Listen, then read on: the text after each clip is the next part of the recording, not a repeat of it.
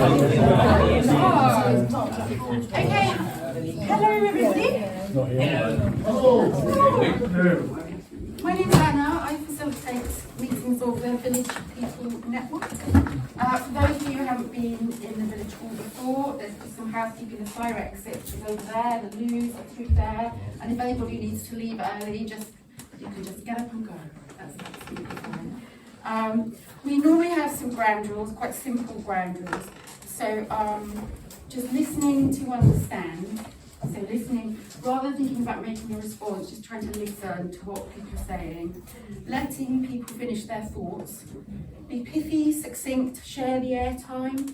Encourage everyone to participate. Stay on topic and on time. Can you turn off or mute your devices unless you're on an emergency call? And we're going to start on time, we're going to end on time. So, is that okay with everybody? Yes. Fine. Okay. So, what I'd like to do is to get some participation. Is to just go around and for you to just really quickly say, like, what is your name? And then I've written down what is your relationship with the Market Garden site. Maybe not quite right, but what's your connection to the Market Garden site? Do you live right next to it? Can you, are you an immediate neighbour? Are you somebody who just heard a lot about it and has come along to find out more? Like, what's happening for you? Are you a Fairlight Parish Councillor? It's kind of like just who's in the room kind of thing. So, Chets. Hi, I'm Chets. I live opposite the Market Garden side with Jen, and when we moved in, we knew the Market Garden was going to be there, but we assumed that it was all being managed and was going to be built to spec. So we can't really complain about it being there, but we can complain about the way it's being built. Jeff. I'm Jeff. I live with Chets. Yes, I have daily enjoyment of smelling the weed, listening to all the shouting and swearing and watching a badly built development come out of the ground, and I'm totally fed up with it. Okay. Sorry, could you do it in rows, otherwise I'm really pleased. Andrew Mear, I'm currently a Rother District Councillor.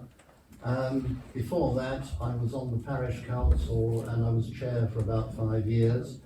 I've been involved in dealing with the Market Garden site since about 2005, when I represented the Parish Council, the Residents Association and the Fairlight Preservation Trust in front of the inspector dealing with Rother's local plan, when the inspector rejected the site for building purposes due to the cliff erosion at the time, but Rother overruled the inspector, which they could in those days.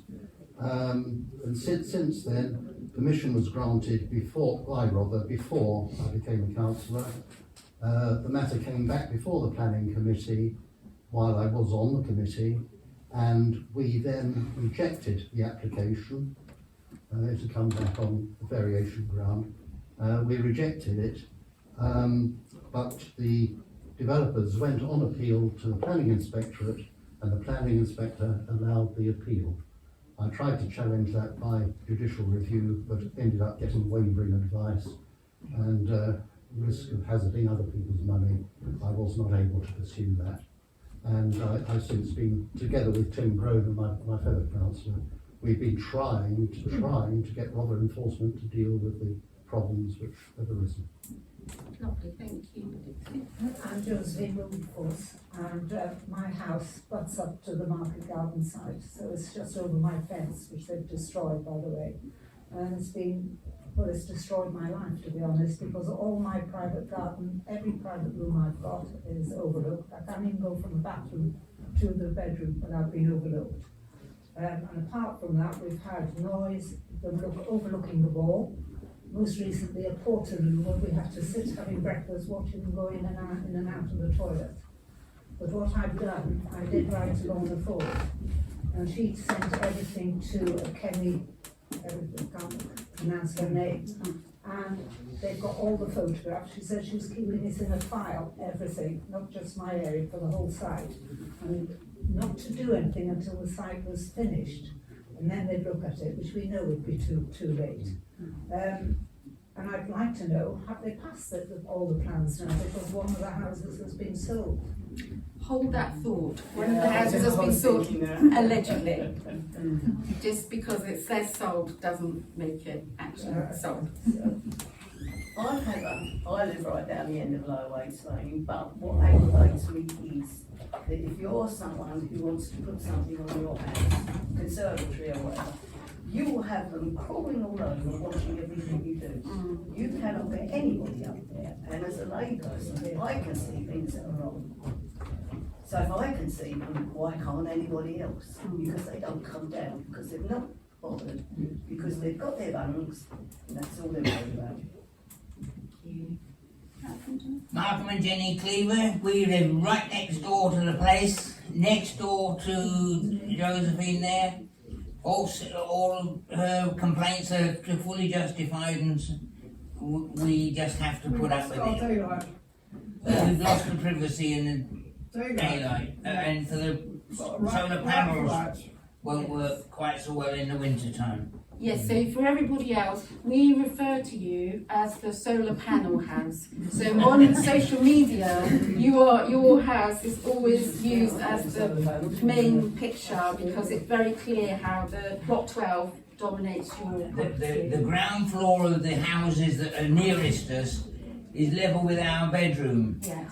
And you can see right into us. From their top rooms, they can see easily. Yeah. When I'm cuddling her in bed, whatever. which doesn't get to be very often. Okay, moving on now. Introduce yourself and I'm your... Keith Pollard. I write each week for a bit about Fairlight in the Observer, and very often it's got something about the Market Garden site because I find it absolutely ghastly. I cannot believe that it goes on and on and on with so many infractions of anything that is decent, and I just hope you're going to get somewhere with them. Thank you. Thanks, Keith. I should come back. Sandy, Gentle. I live in Blackthorn, so not directly affected by it, but very interested in all the things that have been going on, and unbelievable all the things that have happened. So I'm just here as an interested party, actually. Thank you. Hi, I'm Ian. I'm a troublemaker. I'm Sandy's significant other, and I'm not affected at all really by the Market Garden site, but I'm here to support everybody that is. Can I just add to that though? You did come, you were one of the first residents who came to the Parish Council a year ago with Jen to raise issues at the Parish Council on our behalf. Yeah, I was in disguise then, I had trousers on.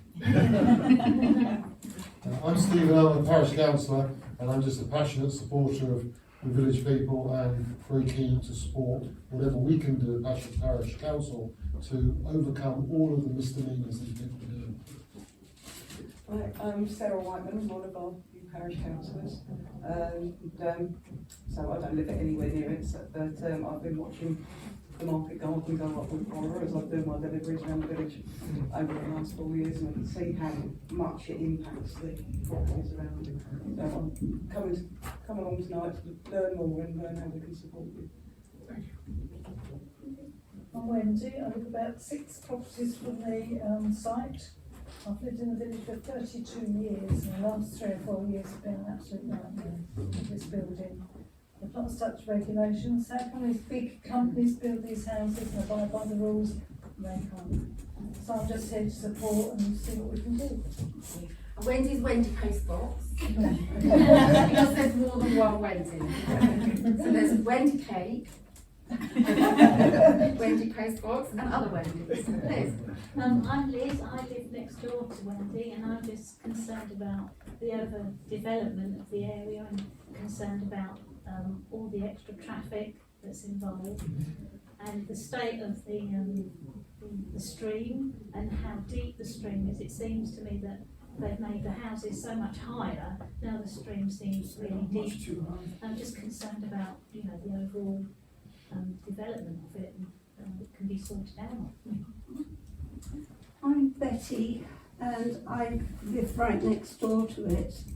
Well, I came here in 2008. My husband and I, we heard that something could be going on, and of course now it started, and I'm on my own now. My husband died, and it's just absolutely horrible. When you look out of the front bedroom window, you see these great big things. Why the heck they didn't buy and build flats or something like that horrible, they may just as well have done.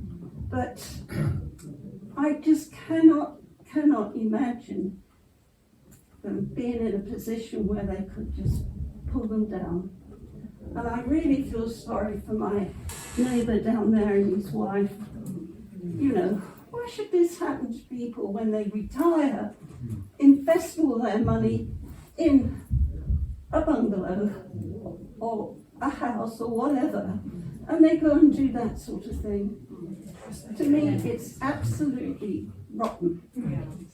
And I just get the feeling, well, how much longer am I going to go on here?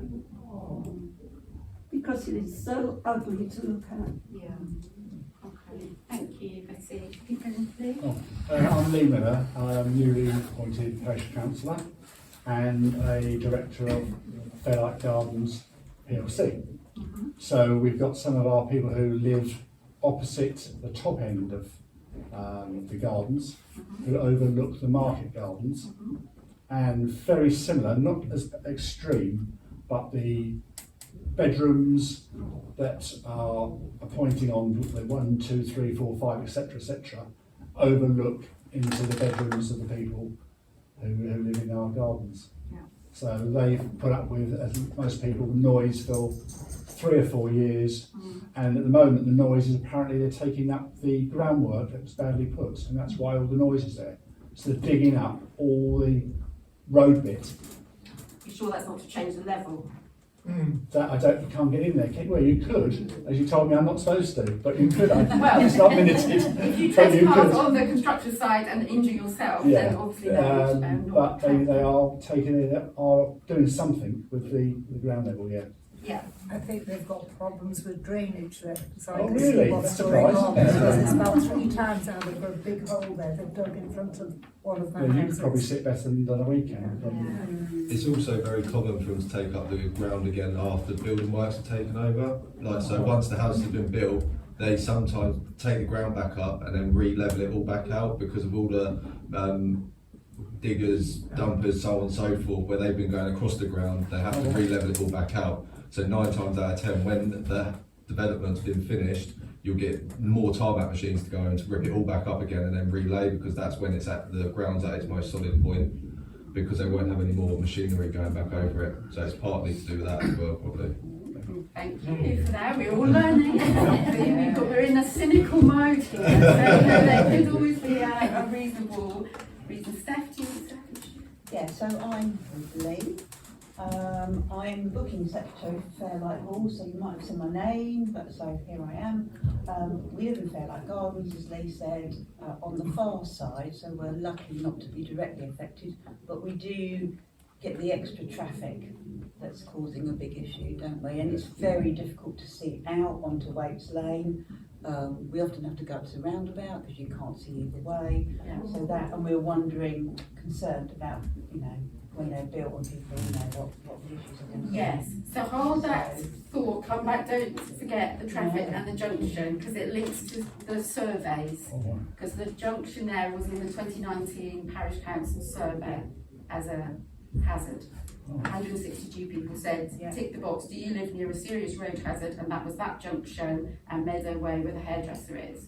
So nothing was done, and now it's much worse because of all the trucks and all the rest of it. So that's something that definitely we can ask the new Parish Council to have a look at for us, because obviously we don't have an authority in that sense. So carry on with the intros. Yeah. My name is Michael Clark. I live in Farley Way. My knowledge of Market Garden site is 0, so I'm here to find out all about it.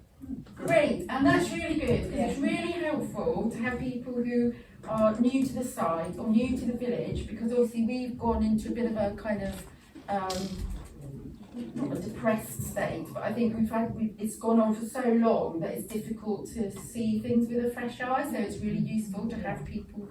But that's my trademark. Good. Knowing nothing about it. By the end of tonight, you'll know enough to know where everybody's coming from, and that's all we're kind of after, really. Maggie? I'm Maggie, I live over there, so not directly. Over where? in the room, out the back there. Just text it. She lives on Broadway, not in a room in the village hall. Oh, right, possibly in the village hall. But I'm just supporting people who are affected because it's horrible. Yeah. But also the question we've had about the traffic, which is bad enough down Broadway. Yeah. And it's still not clear what the plan is, or even how much extra traffic they're expecting. No. It's bad enough because it's like they've taken, since we've been here, they've taken all the pathways that were on both sides of the road. Yeah. So we're forced to go out and walk in the road. Yeah. 30 mile an hour? That's crazy. Yeah. It's already dangerous. So when there's another, how many extra cars do they propose? There's 30, no one believes me, but apart from Andrew, there's 34 parking spaces on the site, aren't there, on the plans. I'm not saying that's what they've actually built, I'm just saying on the plans there's 34, but that doesn't account for people visiting how many deliveries, the bin men are quite comedic on the What if subject. they've got friends? Well, they won't have friends, will they? Yes. Okay. Hold that thought. Parking. I'm Dominic, one of the new parish councillor, and I'm lead on Lower West Lake, a bit further down, and I'm just here to support the issues with market. Thank you for coming. Thank you. I'm Steve Stewart, parish councillor. I was a parish councillor for 4 years. My big concern is that I wrote the survey, so I know what's in there. We do have hard copies if we need any more. My concern is that parish council did start to deal with the market garden site in early stages. Then we lost Mr. Stephen Ledbetter, who was a great influencer in planning the site. And it never really got any further than that. Yeah. You know, so I'm here really with the rest of the parish councils to find out what we can do for you. Yeah. We need to know. Great. Good to see you. I'm Lynn Cook, and ditto what my boss has said. Lynn comes to village people meetings as Low Waits Lane. I can never get the whole thing. Maintenance Association. Okay, Low Waits Lane Committee. Maintenance Association. And Pathfinder. So to do with the stream, to do with the connection to East Sussex County Council flood officer. So that's been a really valuable role, although she's here tonight as a parish councillor. You do actually know quite a lot about what village people kind of do because you come to a lot of our meetings. So thank you. I'm Martin, I'm just, I'm not directly affected, but I'm here to offer support. And you can measure things. I'm Jeff Smith. I was a parish councillor, then I left, now I'm back on. I've known about the project since really day one near enough. Here to support village people and also interested in what people's views are for ongoing problems once occupation happens. That's occupation of the market garden. We're not there. We're not mentally at that point. We're at the how are they going to be signed off, and we're not able to get to the point where they're actually occupied. Too frightening. Yeah, way too much. So, do you want to say hello? Hello, I'm Ryan, and I live with my partner Jess. We live on the Avenue. Dakers just recently moved in April. We obviously bought the property knowing that the new development was going up, and we brought it up with the estate agents, and he instantly turned around and went, "We all know about it in the village. It's another subject. You'll find out about it later on down the line." So we knew what was going on. I've got over 10 years of building experience working on site development, so I'm here to obviously give my input as much as I can and obviously help out support wherever possible as well, wherever need be really. Brilliant, that's really helpful.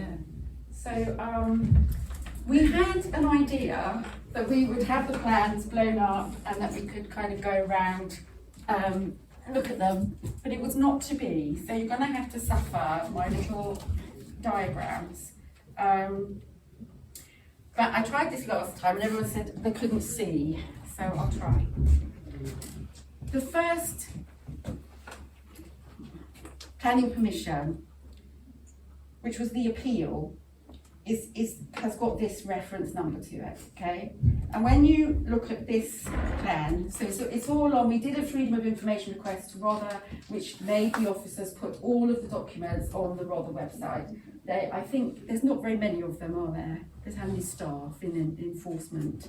About 3. 3. So there's 3 human beings who are supposed to enforce for the whole of Rother. So there was a problem with the documents. We couldn't see the documents. It didn't quite make sense. So there are a number of things, and so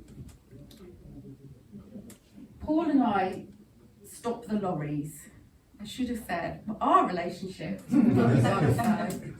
is, sorry Paul, I didn't actually introduce you. Sure. Okay, this is Paul, my other half.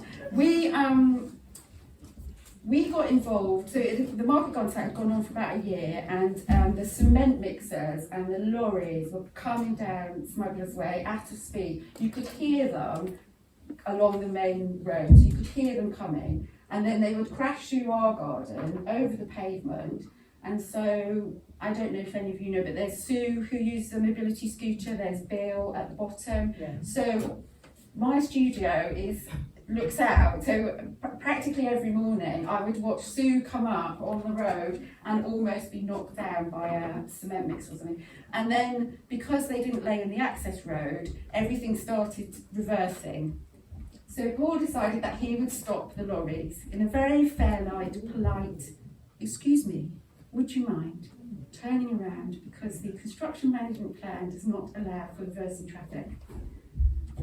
And I think one time we almost called the police. Sometimes they leap out of the lorries and shout at you. Sometimes they just reverse really fast.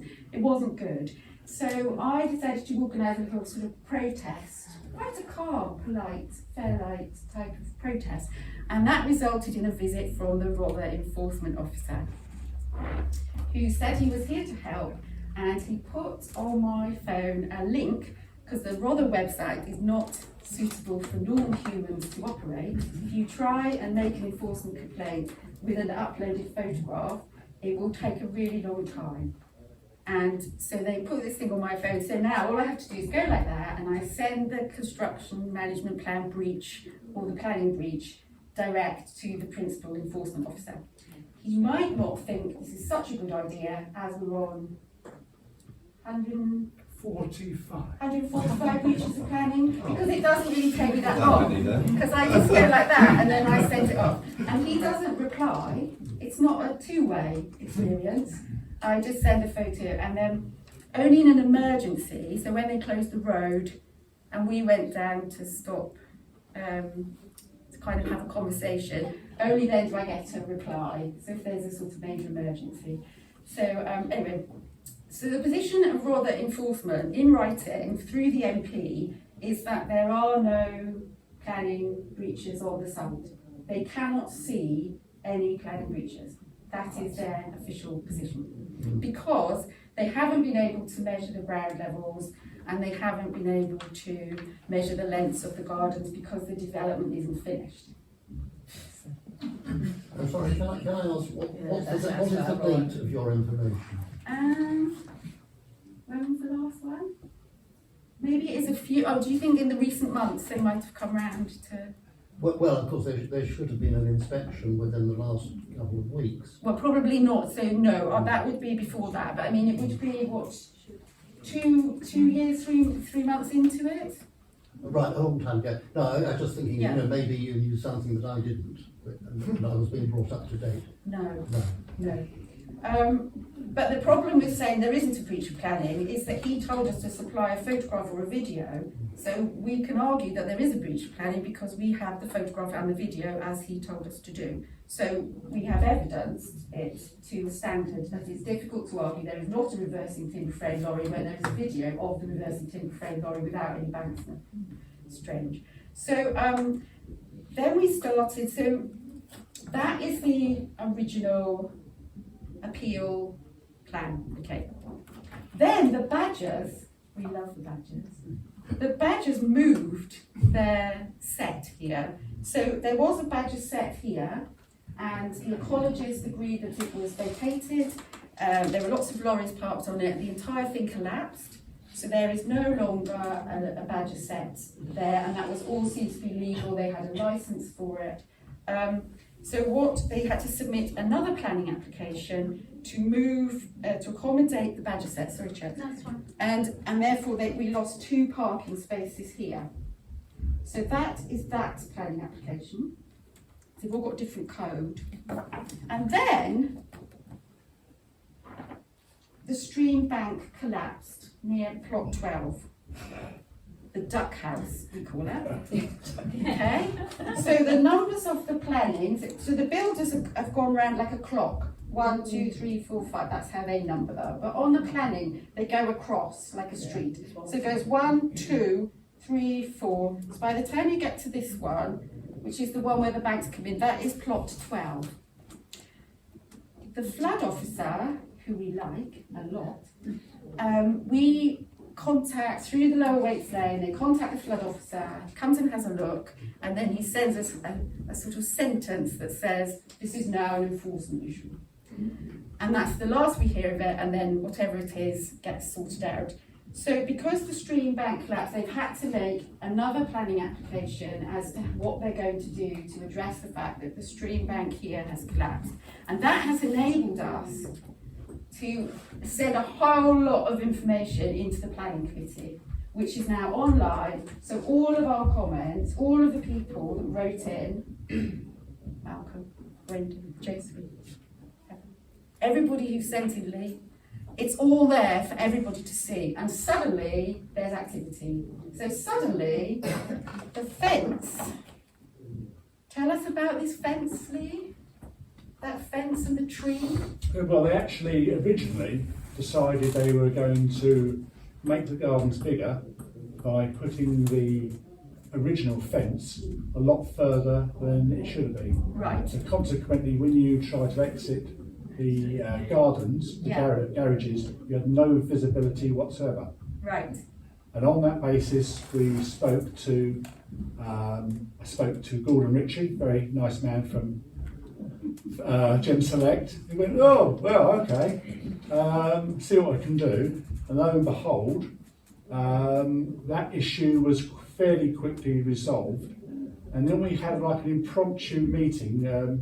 Andrew was there as well, and it was the highways people there who were going, oh, this is a sort of a public road, where is the public path? Right, which was what we reported. Which wasn't there. Yeah. So lo and behold, a few weeks later, that gets moved. Right. And now we're on the issue of the other fences. Right. Which is another story. So, in a normal world, a legitimate developer, a normal construction site, they would have a plan, they would employ the staff who would work from the plan, and that would be how it would work in our minds. What this is they come along, stick things wherever they like, because they sort of feel like it. We say to Rother enforcement, that's in the wrong place, and there's always a reason why it's a problem. So here was to do with the visibility of people coming out of Fairlight Gardens. But it's also just a simple point of it's not what you submitted to do. So if it was in your house and you submitted for an extension or a conservatory or something, and then actually just thought, oh well, never mind, I'll just put it over here then I feel somehow that the system wouldn't work in the way that this works, where they sort of go, well, wait until they've all finished, and then we'll have a look at it. This public footpath here just didn't exist. well, that has enormous consequences for everybody who comes up that lane, which is a really busy lane for there's dog walkers, there's all sorts of elderly people, people with using mobility scooters. So that now is, I would say it's half a path. Yeah. I think to say it's a footpath, Not that wide, is it? not really. And the reason why it's not that wide is because there's a brick wall behind You have it. to go sideways like that. Yeah. I thought you had to Well, it's just like a gravel or something. So we're still not satisfied that actually, if somebody professional measured it, that would be a public path in the sense of it would accommodate everybody in the community. I've lived here 25 years and I never realised it was a path on that place. But what I can tell you is that a footpath minimum width is a metre. I can even confirm that, so I run with regulations. It's you can't have anything lower than anything shallower than a metre wide. Okay. Unless you're at the top of Battery Hill and the council forget that. Why, it's 2 foot. And then 2 foot. yeah, It's what we've got. is that all you've got? Yeah. Yeah, you need a lot more than that. Okay, so, which means we have to go back to highways and say, so the fencing contractor now has built an end fence, which they've had to move. It's been an entire fence down the side, which they've had to move once. To move the fence in a bit, they're going to have to knock down the wall that's in that garden. If you want the regulations for it, I've got it all on my computer at home, so I can always send you all of that as well. Yes, great, we love that. So that's how we're doing it. We're doing it fence panel by fence panel, little tiny thing, and it's exhausting and it's ridiculous. And what it actually should be, we think, is that either the parish or Rother should actually, send in the site surveyor, which Rother have agreed to do, now, even if they can't measure every single garden, because by the time they finish, they're going to be here for years at this rate, because they have to keep coming back to change things. It's never going to end. And that's our concern, that this just never ends. There's never been a schedule. There's the construction management plan, there are nothing in the construction management plan have they actually done. So it's a very odd arrangement, and I think some of it, we feel, there's not really much point in reviewing what has happened in the past with the Parish Council. With the new Parish Council, that some of this should fall to you for somebody to take it on, because we've done it for a long time and we've made our case and we know where the mistakes are. And then the gates. You want to talk about the gates, Lee? Yeah, there were no gates, and now these gates have appeared at various points, and it's 3 gates. There's a walkway where you can just squeeze through, and I think it was originally a brick wall or a retaining wall. It was a built. retaining wall, and now it's a fence with with a now. gate, Yeah. so they can walk through Through where our garages are. where our garages are Yeah. that we own. So, Anna, yeah. this is a statement, not a question on that. Lee and I went down February last year, and we spoke with Piers. Do you remember? Oh yes.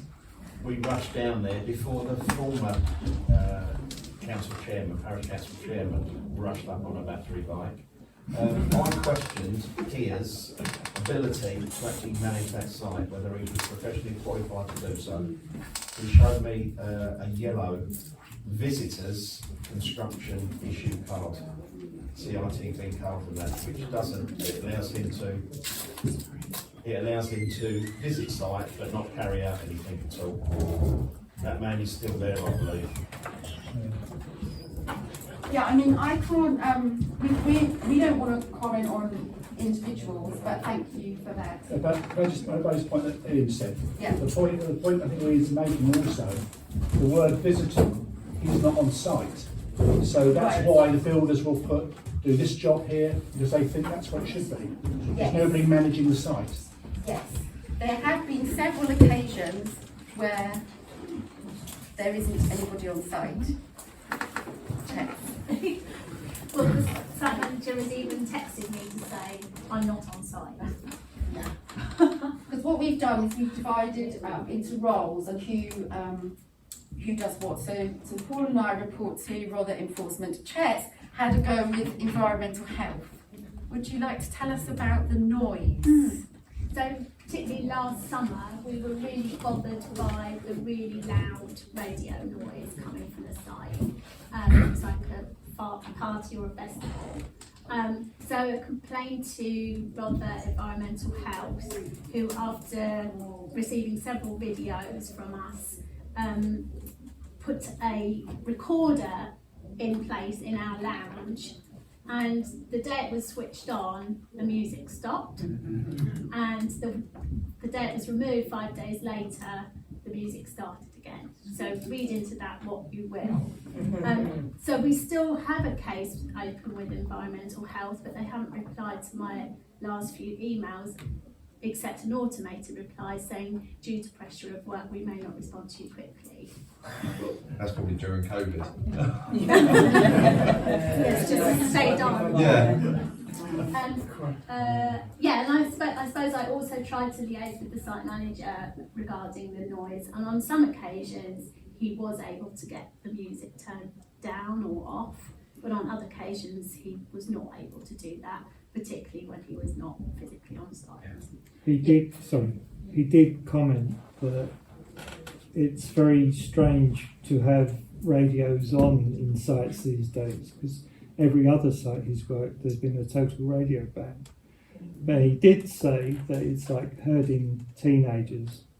You know, as soon as he tells them to turn it down, they turn it down. As soon as he walks away, they turn it back up to be defiant. So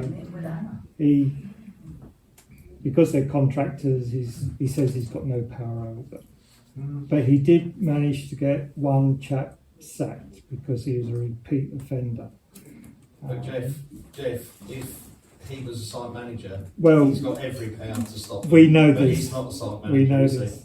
I've done sites, so yeah, It's not, we know. not only that, none of them wear ear defenders or anything like that when they're doing all the sort of laying in and on. They must all be as deaf as. Can I ask a question about this site survey that's been promised by Rother? Yeah. Which seems fairly crisp. I mean, I think all the problems have been well aired. The question now is about solutions. And the question about this survey seems fairly pivotal. Is there any update about when it is going to be, or when it's been promised for, and when it should be happening? Okay, so what, if I just give you some other information, what we're concerned about, as well as those questions, is actually what is going to be surveyed, because ultimately we don't quite trust the process. So we wrote a sort of 3-page, very specific document saying this garden we think is the wrong length. This, you know, so all the way through, and we sent that to Lorna Ford, the chief exec, about 2 weeks ago. 3 weeks ago. 3 weeks ago, saying, can you forward this on to the planning officers who were doing the survey, and then confirm that you've received it. And then we sent a follow-up reminder. We've had no reply, which is very typical for Rother, to just simply, there is no response. They are an unresponsive, no response type of organisation. So we go through Andrew. So Andrew, given that we've sent in our 3-page thing about what would be in the survey, do you have an update on, are they going to do it? I do not have an update, except that the survey should have taken place by now on the timescale that I was given. Right. Tim Groner has emailed the chief executive asking for an update. Has it happened? What's the outcome? And asking on behalf of us all, of course. And I have seen no reply to that yet. Okay. As you rightly say, Lorna Ford, the chief executive, has been involved, and we had a meeting with her quite a while ago now, and with all the major players in the whole thing. So everybody at Rother knows what's going on. They will know that you've asked those questions. I asked similar questions myself, and I've not had answers either. I have seen somebody there, whether he was an inspector, I don't know, but he was up on the terraces, which are higher than the fences, and measuring and looking. He actually walked over to my tilted fence and looked over, so I don't know why either.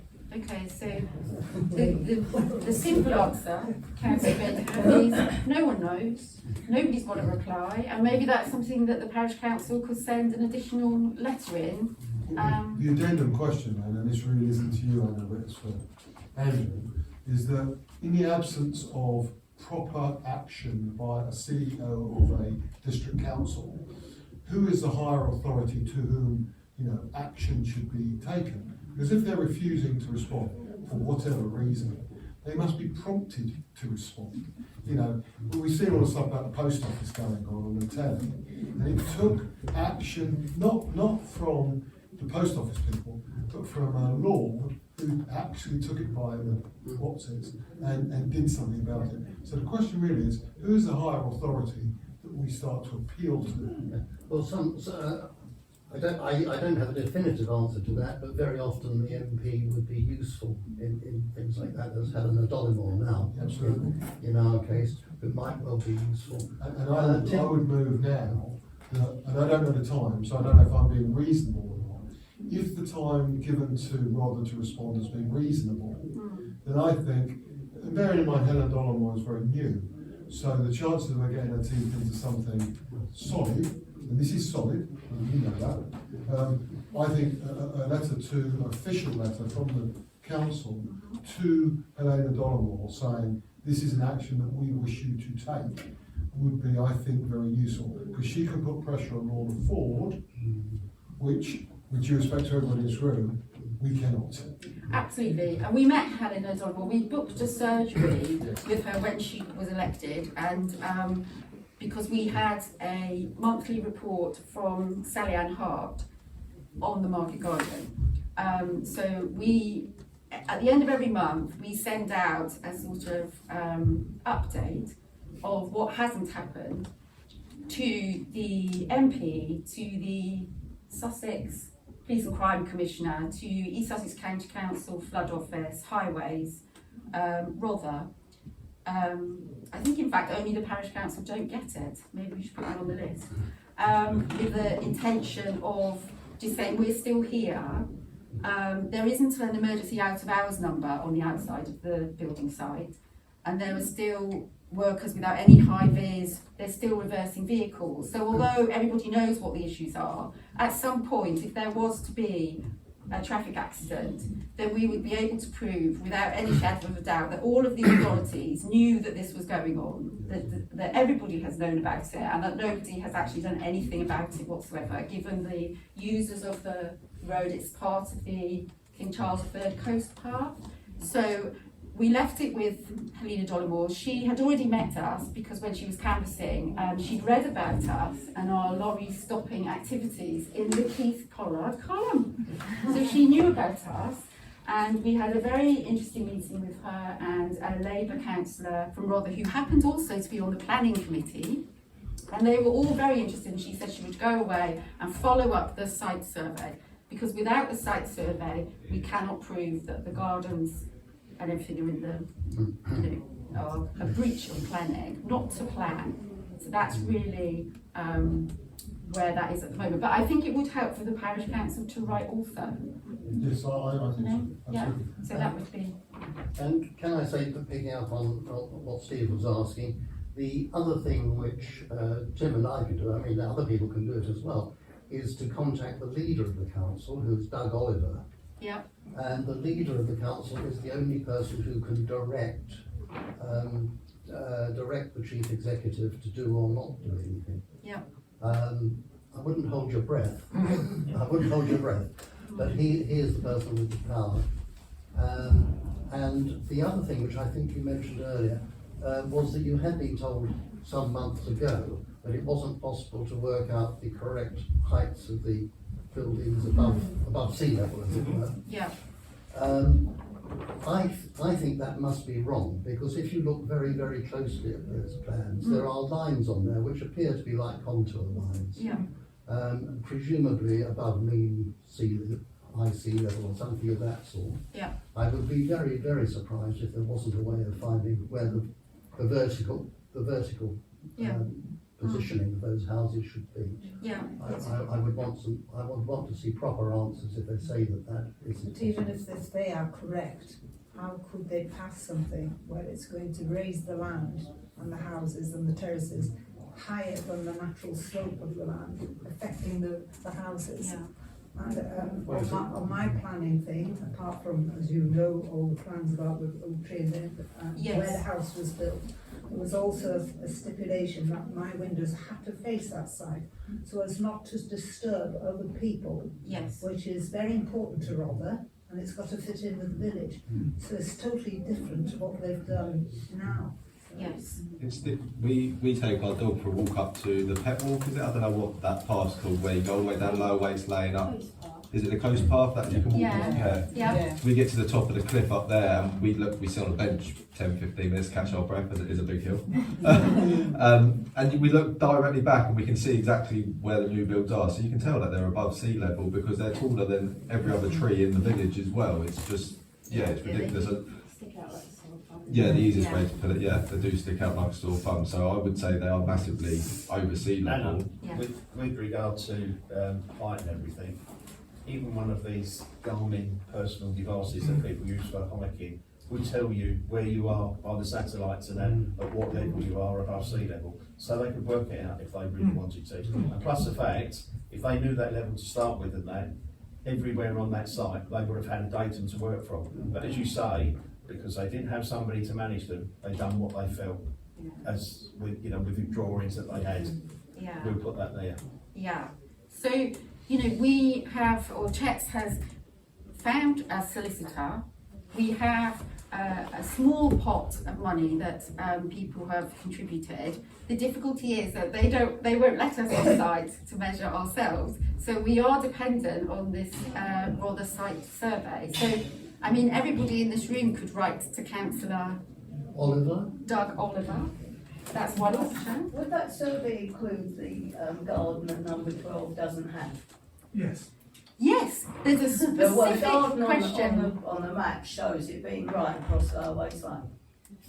When you look at that, it's right, because it's that wide, it's right across the waste line. Yes, I mean, it's a shame that we can't get the screen to work, but what I was trying to show you, and if you, as each plan comes along, it gets significantly changed. So if you look here, if we take plot 12, because it's easiest, on plot 12 here, there's a sort of small grey terrace.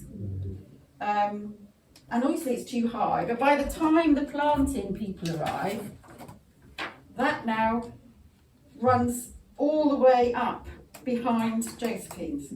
So that what they've done is each person has got hold of the plans is they've sort of just added things, and what we can't tell is whether the planning officers just sort of signed off the planting plan without realising that they were signing off these enormous All I've terraces. observed is that they've been scratching their heads trying to work out where the drainage goes, even doing the terraces. That took them ages. Yes. But I never saw any official looking person from Rother. It was the site manager and these workers who were Well, I think the Rother changing it. position, you can correct me, Andrew, but the letter we got from Rother said that as they're working with qualified surveyors and they've got the plans, that actually Rother does not go in and inspect. Is that right? Well, it would be the developer's responsibility to build according to the plans. It is a condition of the planning permission that they build according to the plans. So Lee? I'm just going to say, some things would not be in the original plans as approved by the inspector or by the planning committee. Things like the planting, boundary treatments and so on, they were delegated matters, delegated to officers to impose on the developer. Yeah. And that's been done if you look through the documents. Yeah. There is a planting plan, for example. There is. Yes. We hate it. But one parts of the planting plan behind my fence, there used to be a stream, a ditch there. Yes, which is on the document. Now 12 hasn't got anything. It's got Now 6 the site manager said, it's all right, we've put a French drain there. Yes. I want to know, number one, did they have approval? You have to have approval to put a French drain I in. can't talk about the French drain because it's an enforcement subject, but the French drain, I think you'll find, is no longer there. No longer there. Lee? So in terms of, we all know what the market garden looks like. Yes. So my question is, the estate agents, where have they got the drawings and the advertisements for the gardens? Is it something they've done, or has the development willfully provided them with false information? Okay, we'll just park that question. Oh, I was just going to add to that. Go on then. It's just more they do CAD drawings on it. So Yeah. they'll mock up how they visually think it's going to look, and then they'll put that out for sale, and then they'll sell it on like that. So who is that? The estate agent? No, that'll be development. Development, I thought Yeah. so. There was a drone. As well. Oh, it was. Yes, they just basically take a load of images of the site it's in at the moment, and then basically they get a designer and just make it as a CAD drawing, and then this is how it's. They don't say this is exactly how it's going to look. This is how how potentially your garden could look. Artist impression. There you go, like a Banksy. Thank you for that. So I'm going to take a question from Lynn, and then some of the people who couldn't come to the meeting have submitted some comments, and then what I'm thinking you want to talk about the most is parking, traffic management, and fence and stream.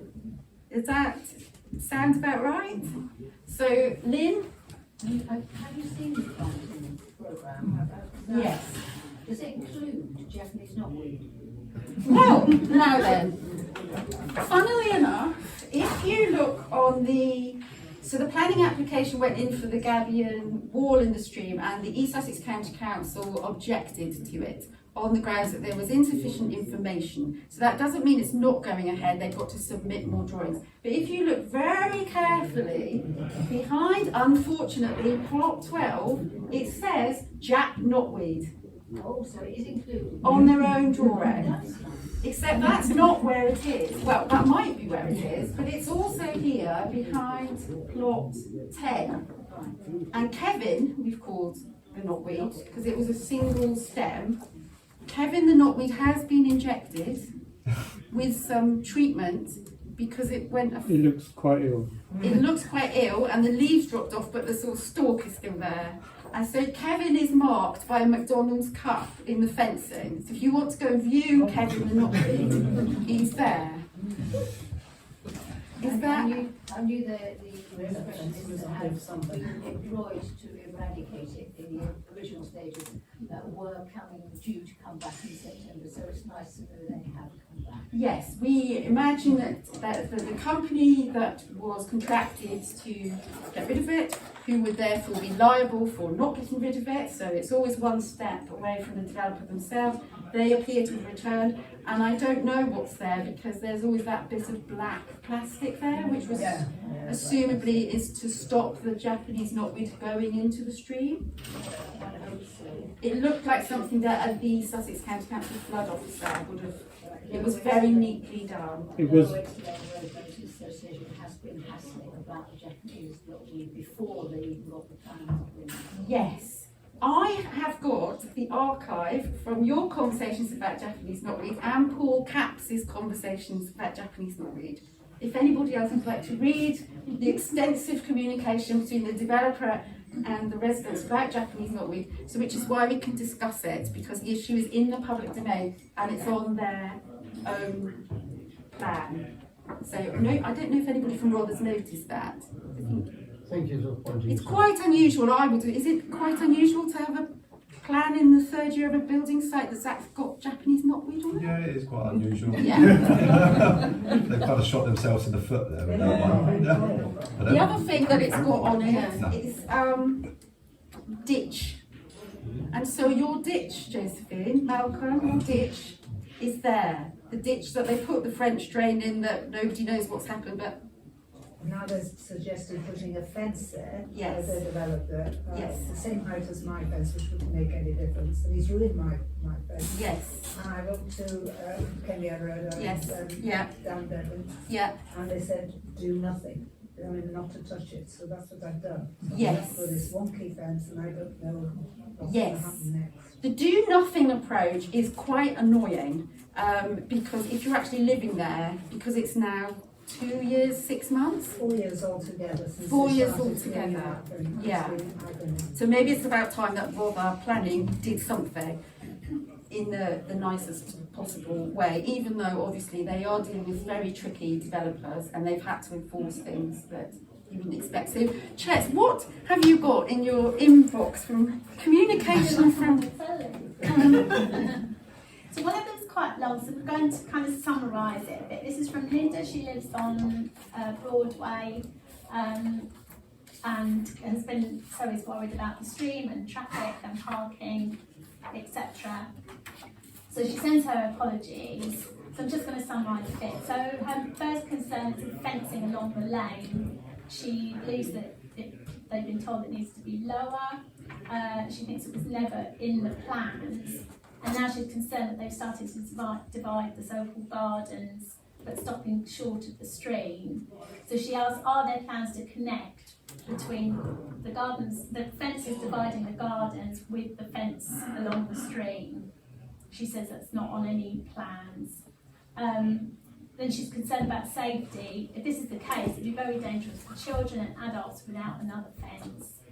And she says Gemselect bought the fence when it was in their own interest to do so, for access, etc. Now it seems it's become a nuisance. When they bought the stream, it came with the maintenance, something again they don't do.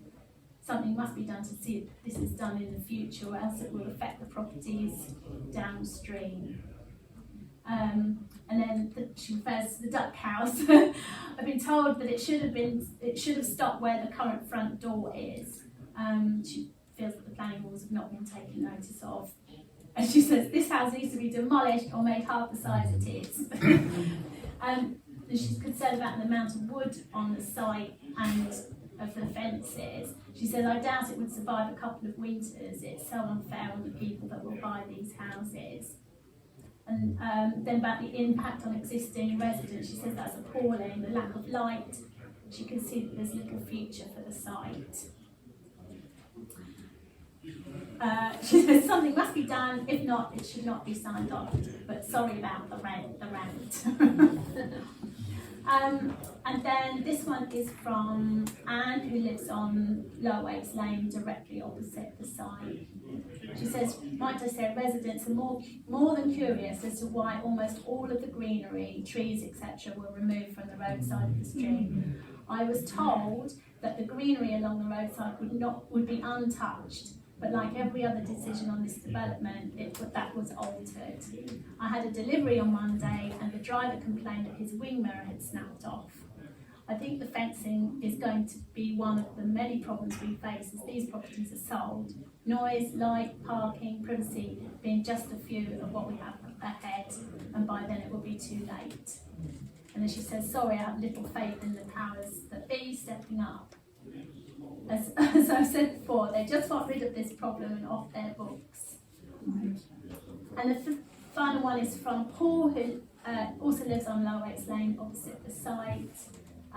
He apologises for not being able to come. He says, hopefully somebody will point out to the new Parish Council that if the fence is put on the roadside of Lower Wakes Lane, it will mean that the purchasers of the properties will have an open sewer as part of their gardens when we have heavy or persistent rain, or when the filters fail on the CSO tanks on the corner of Lower Wakes Lane.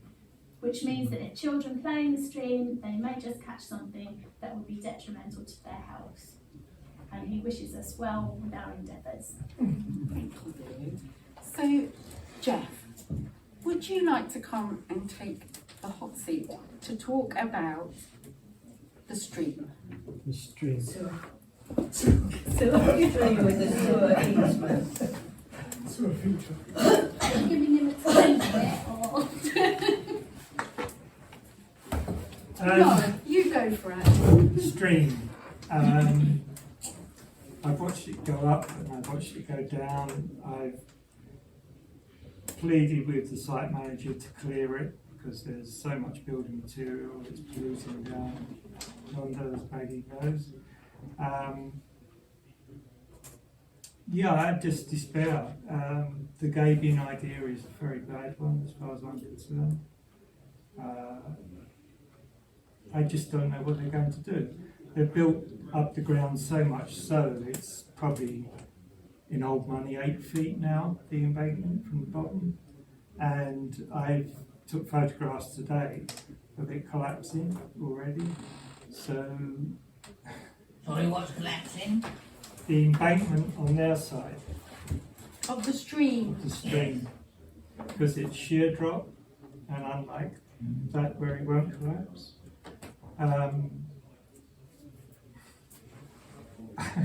I'm just fed up with it. I'm fed up with going to peers, site managers, and saying, you know, when are you going to clean the streets? Can we claim it's detrimental to our health? Well, particularly. I'm very detrimental to your health. If you upset me. No, not you, but the whole project. Yes, it's a stream is tricky because it is an open sewer at times. Most of the people who are buying need to be told about this stream comes to a reason. Do we have any data on how many times there is We do indeed. I've been through, and I'm just trying to recall now, it was 124 spills, 2022, 2023, for 750 hours total within Fairlight alone.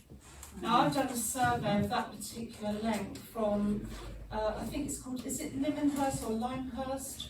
Right the way down to number 25, so that's the entire stretch looking at the culverts. And the distance of the streams, the condition of the banks. Obviously we couldn't gain access to the site.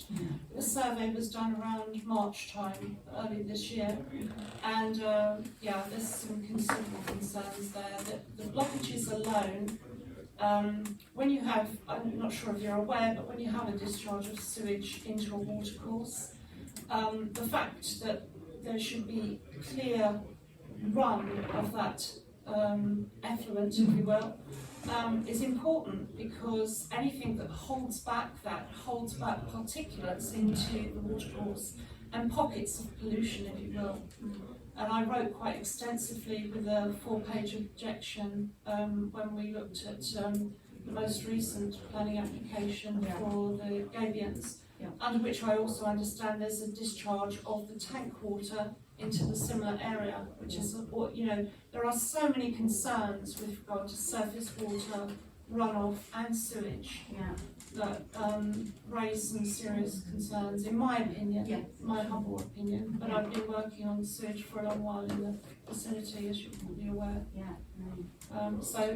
It is concerning. And of course the watercourse is an ordinary watercourse, and as such, as well, it's down to the riparian owners. It's the riparian owners' responsibility. So can you just elaborate, for those people who are not aware of the riparian rights, can you just... Okay, riparian ownership is to do with, if you have a watercourse running through your property and it's not adopted by a specific body, as it were, you are the riparian owner, and as such you are responsible for any blockages of that watercourse. So in reality, anybody taking on the ownership of these properties would be responsible for clearing their section, or ensuring that their section of that watercourse remained clear and flowed free.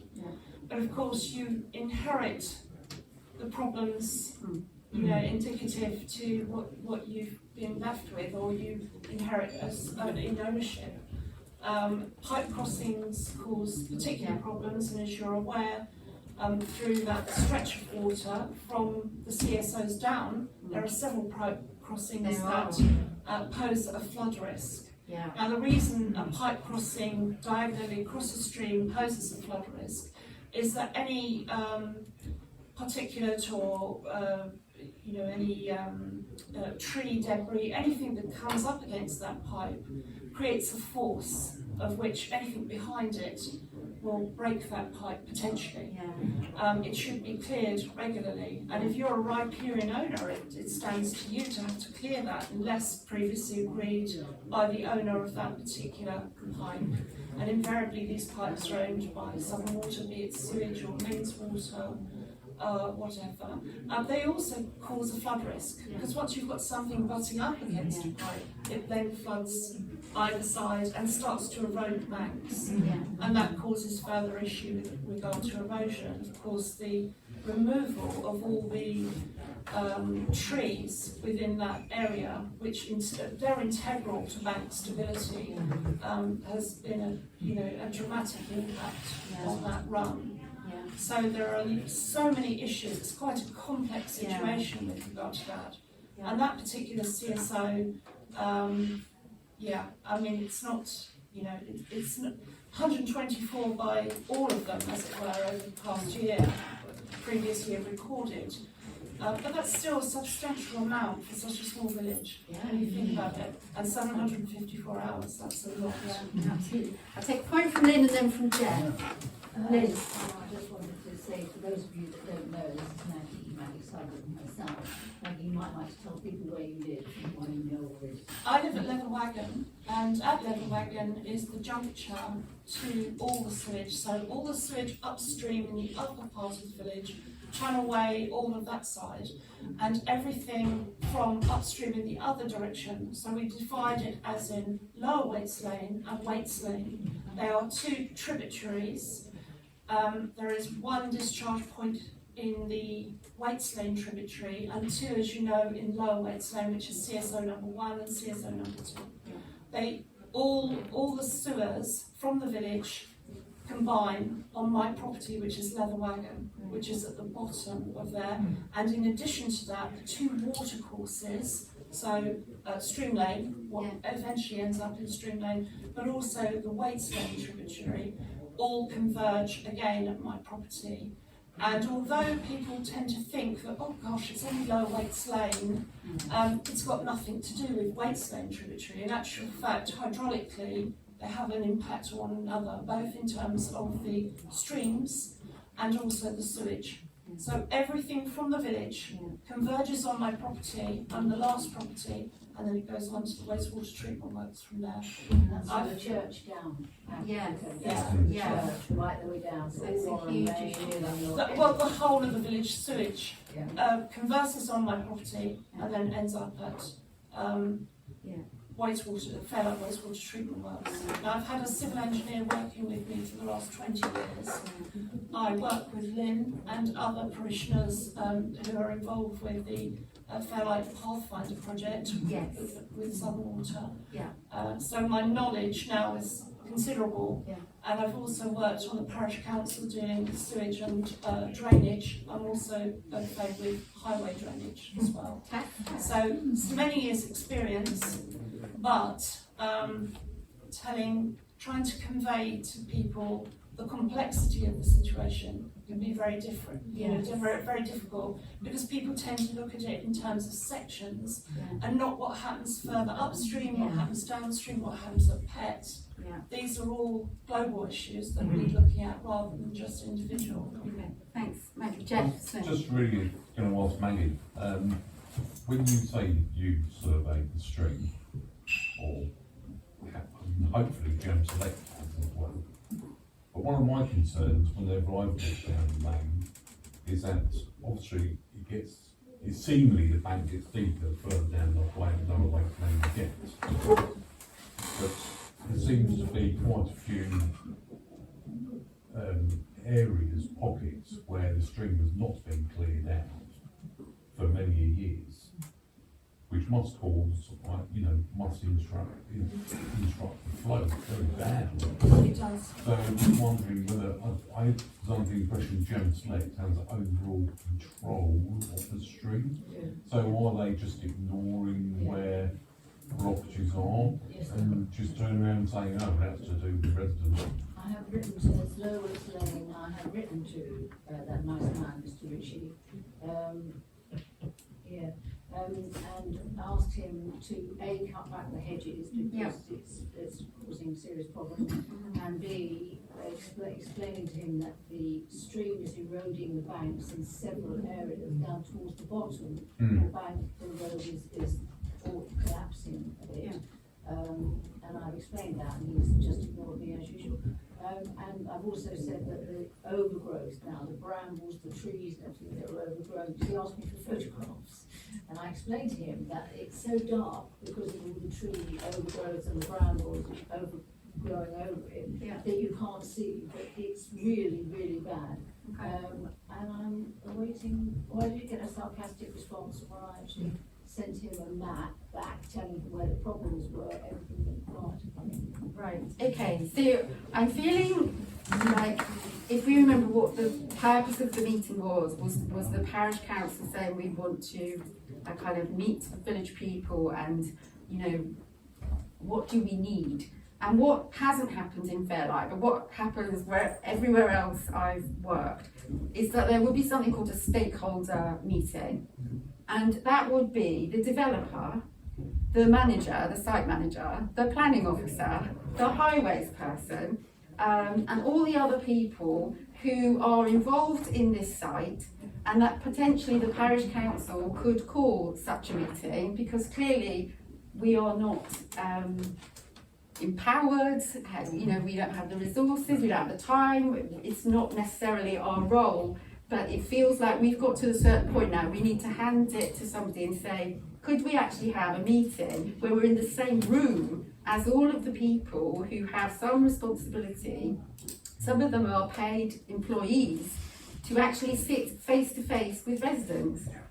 Because it's sort of, it's, you know, whatever bit of the village we're talking about, whatever the issue is, it's just, it doesn't sort of move forward, and even if it can't be resolved, at least you're all in the same space and people know what's happening. And the other thing about the parish council would be about the website, or some means by which, if we take what's happening at the market garden, the next thing that's going to happen, which we all know is going to happen, is going to be Eastfield. So all of the issues that we've learned, or everything about construction management plans, everything about truck vehicle movements, no emergency out of hours numbers, no fire assembly point, all of this stuff about construction sites and what happens is going to happen again, because they're going to come for Eastfield, aren't they? You know, there is a housing allocation there. With the new government, it's likely to be bigger. And without anybody archiving all of our documents, it feels like we're just kind of going round in circles, and whether the parish council sees itself as having the capacity. So we're happy to do surveys. We bought the Survey Monkey for a year because we got so frustrated with the previous parish council not responding to things. So we actually surveyed the residents ourselves on parking and on loss of amenity, but our surveys aren't where other residents can find them, so you can see what people are doing, and whether that's something that the parish council would see as a priority, because we've, like the 2019 village survey, is a really useful, it's a really good document that the parish council did. The 2023 results are sort of currently in a filing cabinet somewhere. I'm sure that we can... Yeah, they're on the moon. They're what? They're on the moon. On the moon? Yeah, they can't get to them. They'll be in a filing cabinet near you somewhere. And we need to see those, because they'll be about pavement parking, they'll be about the stream, they'll be about the things, they'll be about people having difficulty with mobility around the village. Anna, they were so loose and that they worked out the rubbish. Yeah, 200 residents gave up their time to fill out the surveys, and yeah, we would like to see them. Oh, so would I. Yeah. The last time, when I asked, and I've asked at least 4 times, Okay. where is the survey? Yeah. They were being worked on 3 times. Yeah. The 4th time I was told that there was nothing in them that the parish council could do. Well, I'm sure that with a new bunch of... If I find them, yeah. they'll be published and you can have them. That's fantastic. How did you go on with the Gabion response from the stream?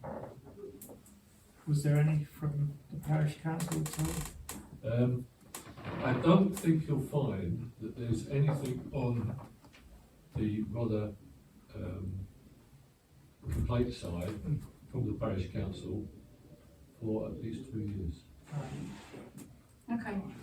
I can't be certain about that, Yeah. but I don't remember seeing anything about them. Just my issue with the Gabions is obviously they're there to extend their gardens so they can claw back some space. Yeah. So sheer walls up against slanted walls. They don't work because the ground will sink either side because it's made up ground. It's got, you know, so you can get wells of water behind it, push the Gabions in. Are the Gabions being constructed properly, and also the channeling of the water is going to create a fire hydrant for the end of the Gabion. Get rid of the banks. But I'm ahead of you on that one, because if plot 12 is not in the right place, then you're going to have to do something about plot 12. You have to address the fundamental issue of if plot 12 is in the wrong place. Because I live opposite and I can hear every word. For 2 days they were literally fighting saying it's in the wrong place, it's in Yeah. the wrong place. 4 days later, oh, we'll just go ahead. Yeah. I won't say what they said, but... No, no, we won't. Sorry, can I pick up a point that Jeff just made? I was going to ask the chap up here, the building chap. Oh, that's me. Sorry, I didn't catch your name. Ryan. Ryan. Okay. Built up land. Now, as far as I'm aware, that's not allowed to happen for a certain period of time. Correct. I know for a fact that it has gone on in Hastings, because many years ago, when I bought my first house in Hastings in 1986, I bought it on the Links golf course site. And I happen to know that the chap that was the site supervisor or the site manager at the time, his wife worked for me at Marshall Tufflex. He told me that the houses behind where I lived had been built on built-up land, and he couldn't do anything about it. And when I asked him about how long the period was between building on built-up land, he said, well, as far as I know, it's about 6 months.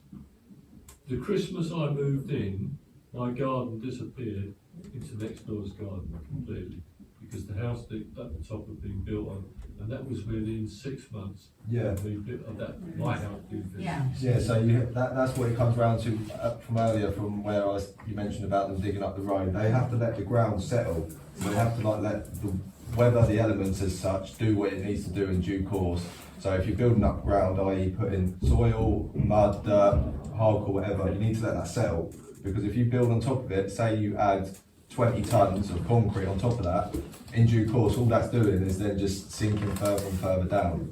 So that's, yeah, pretty much you have to let the ground settle, which then brings me on to my question of how are they retaining the garden walls? Because that, as from what I can see, all they've got is a digger or something in there, scraped it all back. Yeah. And if they have kids in that move into that house, Yeah. over 6 months to a year, 18 months, that bank will just all of a sudden just cave in straight into the stream, and then you've got the next issue of who's going to sort the stream out from all of that dirt going through it.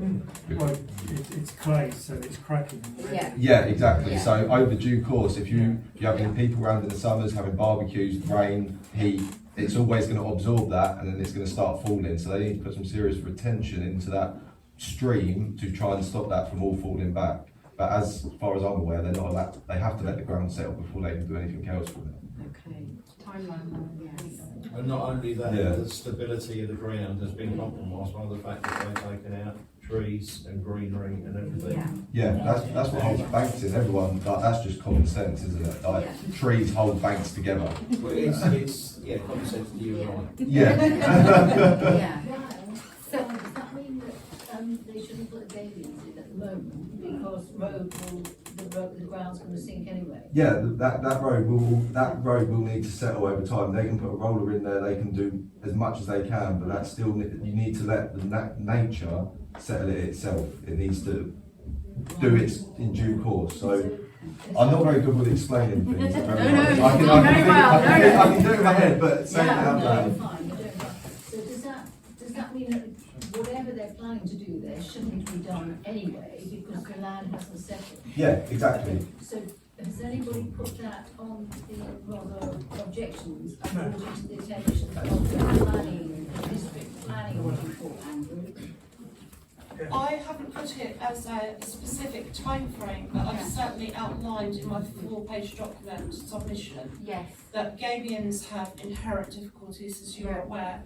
And typically, as a Gabion owner myself and somebody that suffered with surface water sewage across my property, extensive surface water. I mean, I run a holiday let for disabled autistic people, in actual fact, and I currently cannot let out my property because the erosion is so substantial that it is a risk at the moment to life, and I'm still waiting for Southern Water to rectify this on my own property.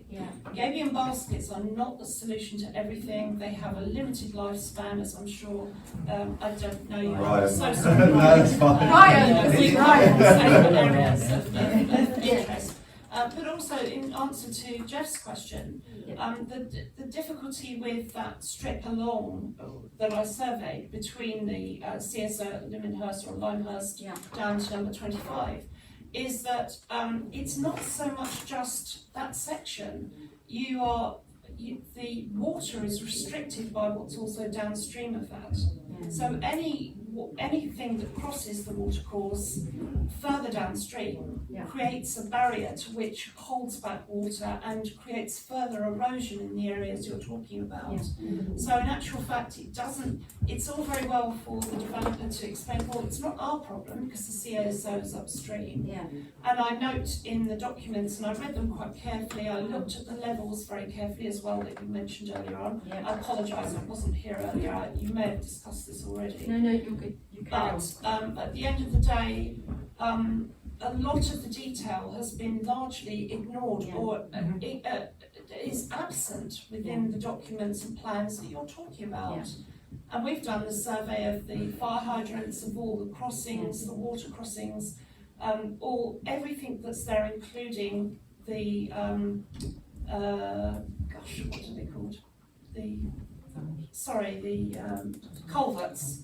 And you are very much limited by what is not only upstream but what is also downstream.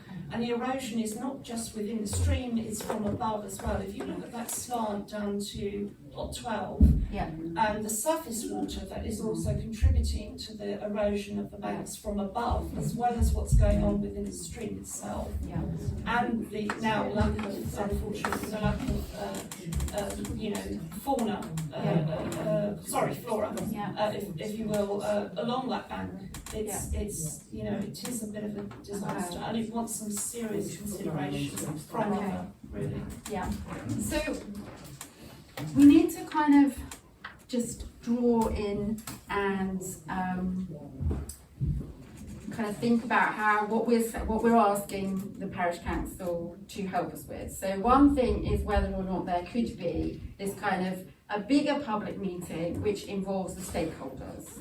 So I'm asking the question for them to go away and discuss the question, because obviously they're a council, so they don't, the individual people, they have to go away as a group and respond. So that's one thing. The second thing is about the website and an archive and all the information so that everything is accessible. So the existing website, for example, doesn't have a community safety focus to it. We haven't mentioned the PCSO and issues to do with traffic offences, the lorry, some of the delivery drivers are really lovely and it's clear that they are struggling to get down to the site. If they're in a vehicle, it's not clear whether the developer didn't give them the right information or whether they, had the right information and decided to come in an enormous articulated low loader without a beeper anyway. So there's a community safety element to this, which I think is a duty of the Parish Council, isn't it, to promote crime prevention. So there's that element that we haven't mentioned. We had a huge parking survey. We just ran out of time. We're not going to be able to kind of cover it really. But the construction management plan had a sentence that said something like, there will be, all contractors, visitors will be informed there is to be strictly no parking on any of the side roads down to the site. And obviously they glued up the entire main road for about a year until enforcement went in once and gave them a warning and they cleared it, and then gradually they all crept back. They're all parked like smugglers, and now I don't know why, maybe they're waiting for the ground to settle them because there's only sort of 2 or 3 of them. So now there's only a few cars and vans parked everywhere. But so we did a parking survey, did it on the Survey Monkey, and 99 residents responded to that. So we've got a lot of information, and we had 2 public meetings and we came up with this plan where we got quite carried away with all sorts of planting and verges and all sorts of exciting things, and we'd like to hand that over to the Parish Council as well, because we had somebody there from the Residents Association, from the Preservation Trust. We got a lot of the different groups there to talk about how we could kind of make some changes to people's behaviour, because some of it is that they're just parks on junctions and things, and it's not all the builders, it is also residents or people using the church hall. And Keith's stalwart reporting of the parking at both ends of Broadway should be kind of congratulated, because it has been 2 years now that you've been writing about this. So it's a kind of sense of like, if the parish council could take forward some of these things, so that the feeling of frustration is that even if you don't manage to succeed, that you're in the kind of mosh pit with us trying. That's really would be the change of culture from what we've had in the past year or a couple of years, is that, you know, a large rise in the precept and this sense of, sorry, we can't really help you. If you try and help us, then I think that would, you know, be a good start. And you've all come tonight. You've listened to us really beautifully. You know, you understand obviously a lot of the issues, and we can just say thank you for that, really. So, has anybody got any short closing remarks? Because we are going to stop at 8:30 on the nose. Jeff. Traffic management around the site is very, very important. Even 2 cars trying to get out Waits Lane from Lower Waits Lane is an issue, and we're going to have this in the mornings, drop off kids, come back. So there must be a traffic plan before these houses go on sale, as far as I'm concerned. Yes, and then the other thing that we haven't talked about, which we've consistently asked for, is what is the signing off process for this site? Because if there is a sense that there is somewhere in the system, if there is some corruption in the system, which is always mentioned on social media, is how has this all been allowed? How has this happened to us? And the suggestion is that there is some corruption in the system. Then the signing off thing, we want to see it, we want to understand it, and we just want to have it explained to us. So rather signing it off somewhere in a dark room is not going to wash. Can I just say, I've independently, and I've been working on it for a couple of years now, and it is entirely independent to your situation, but I've been working on a Fairlight project with regard to water assets within the village. You may not know, but we carefully and meticulously looked at wells, springs, and all the rest of it as part of the Fairlight Pathfinder document, which was in Appendix D. Yeah. And that information was invaluable in imparting to Southern Water where they needed to go with regard to the direction, that this wasn't all just about surface water or highways entering their system. It's not yet live, but I've been working on it for quite some time, and I anticipate that we want to make an interactive map where people can actually register any water assets or springs on their property, anything that might affect directly, even with regard to the Market Garden site. If they are aware of a spring on their property that may impact that, or that runs across there, any water courses, tributaries, anything, even tanks or whatever. So I'm hoping that it's going to be live within the next year, and that it will be interactive. But if people would wish to contribute, they're more than welcome, and I think it would be a valuable asset given the water assets that exist within Fairlight, which are very unique. Thank you, Maggie. Thank you. So, thank you very much for coming. We will meet again. Meeting closed.